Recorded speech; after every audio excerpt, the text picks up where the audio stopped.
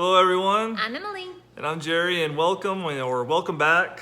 Today we're going to go over 11 travel mistakes that you need to avoid. You're not gonna say anything? I was letting you talk. Okay, let's see.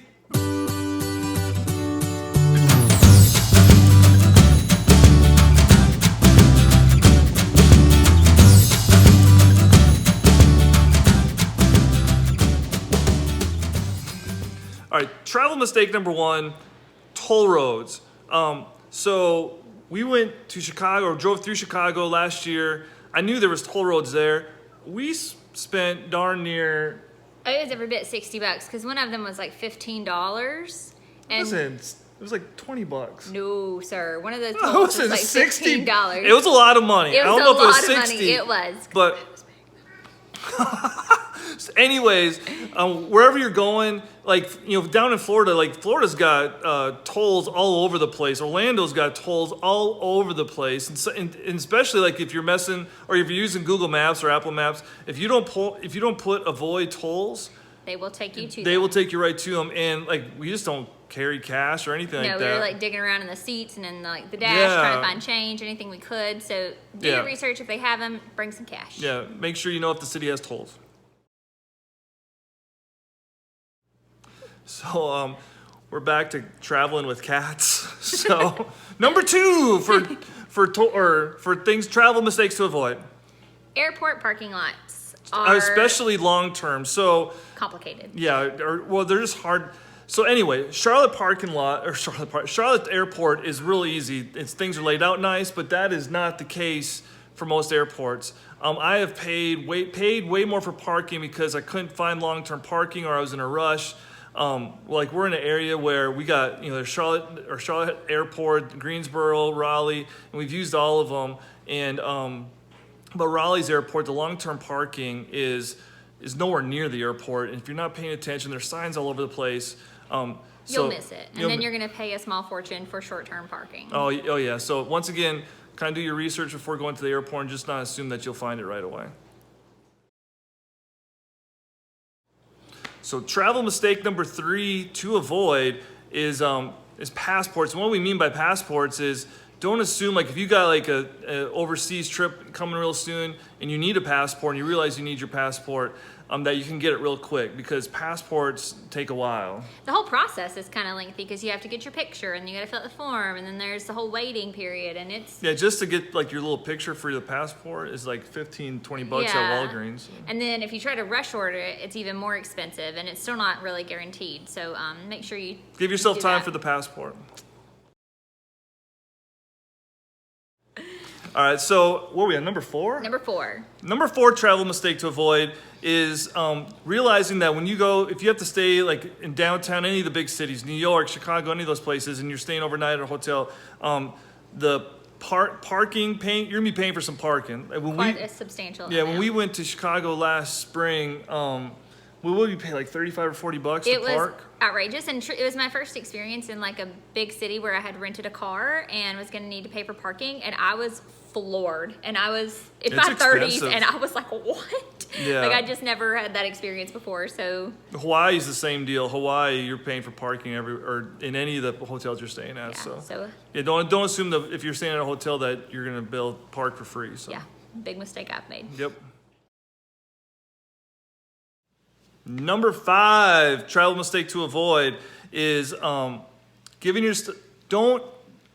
layovers. Avoid short layovers, because if you think you got 30 minutes between your flights, a lot of these airports, they are so big. Minneapolis airport comes to mind for me real quick. And I know Atlanta's is huge too. Your plane could be landing on one end and your connection could be way in the other, and it may take you 15-20 minutes just to get from your plane to your connection. And if you only got 30 minutes, you may not have enough time to get to your flight. So give yourself enough time between. We usually try an hour, a little over an hour layover time. That's usually the good spot. It's the sweet spot. Yeah. Yeah, because not too much time, but not too little time. When they say they're closing the doors, they're closing the doors. They're not. It's not like in Home Alone where they're like, "Oh, sure, let's put you on the yeah, plane." right. Yeah, that's not happening. So avoid quick layovers. Okay, so Number 6, travel mistake to avoid, and this is more up your alley. Yeah, this is a mistake I've made. Do not assume that Uber is your cheapest route. So a couple years ago, I went to New York with a girlfriend, and once we got off the plane, we're like, okay, we're just gonna Uber to our hotel. And we got on, and Uber, because there was like a couple big conferences happening in New York at the time. There was like the United Nations was in, there's some other stuff going on. It was gonna be like $75 to Uber, and I was like, I'll walk, I'm not paying that. And so we ended up hailing a cab, and it cost us $22.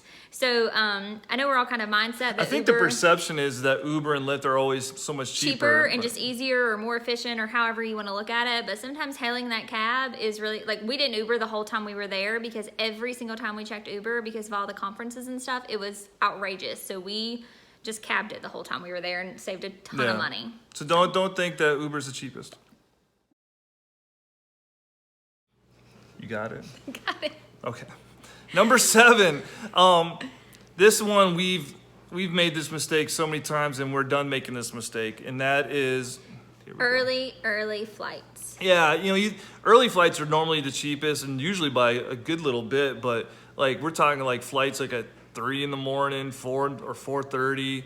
Or maybe not that early, but you're up that you're early. having to get up that early. You're trying to function as a person all day on the first day of a trip or anything, and it's awful. Well, the worst part is so that day you're out doing all your fun stuff, and then you're like, man, I have to get up at 3 in the morning to catch this flight. And it just kind of puts a bummer on things too. And you're putting yourself in a position that, if you don't, you could easily sleep through that. Sleep right through an alarm like that. So, even though early flights are usually the cheapest, it's not worth the stress. It's really not or the time or the effort. Yeah, it's just not I worth would it. avoid that at all costs.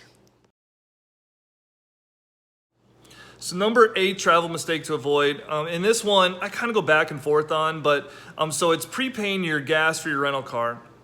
And the main reason I say to just go ahead and prepay the gas at your rental place, and it's going to be more expensive sometimes, but my main reason for just going ahead and doing it and avoiding not doing it is that when you're returning your car back to the rental place, especially when we just talked about early flight times, but when you're returning and trying to find a gas station to fill it up to make sure you're not getting charged for not having enough gas in there, and the airports sometimes are not the best places, so finding a decent gas station to stop at, or you're not familiar with the area, and it's a lot of headaches to avoid. So it may cost us a little bit more to pay early for the gas, at the rental place. But I would go ahead and do it and avoid trying to just do it on your own, trying to catch that flight. What do you think?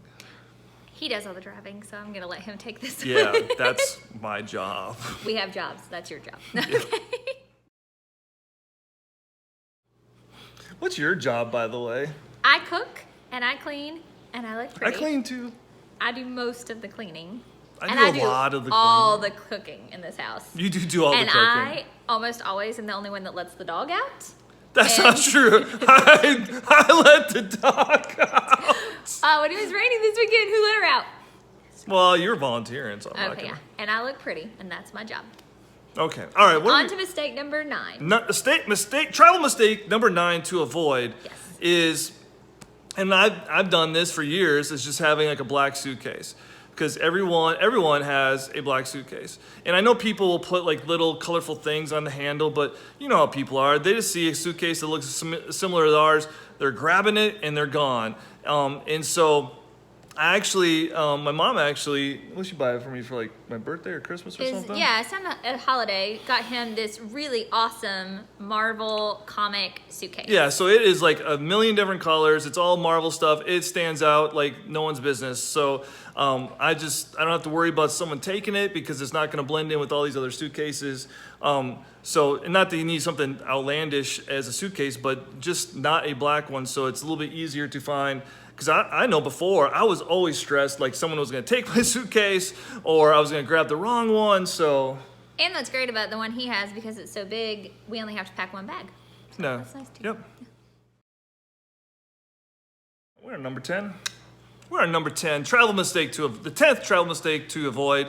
And this one goes back to doing a little research again, and that is... And this one's mostly for you ladies out there. So a lot of places only allow clear bags now in places. I'm going to put a link up here. When we went to Dallas and watched the Dallas Cowboys play, to get into the stadium, you had to have a clear bag. Because if you don't, then you have to pay for a locker, and then you have to go back and get your bag at the end of the night. And even like we've been doing some research for different places. Like if you visit Pearl Harbor, you have to have a clear bag. So they don't cost a whole lot. Just have a clear bag stuffed somewhere in your suitcase, and just kind of keep it even just with you in your car while you're traveling. So that way, if you've got to make a quick change, it's there, and you're not worrying about paying for a locker or what you're gonna do with your purse or any of that kind of stuff. And Presley has an opinion as well. He agrees. Yeah. So travel mistake number 11 is, and this is a big one. I've done this. We're guilty of. I'm guilty all my life and all my travelings is not having enough bags coming or having enough storage coming back.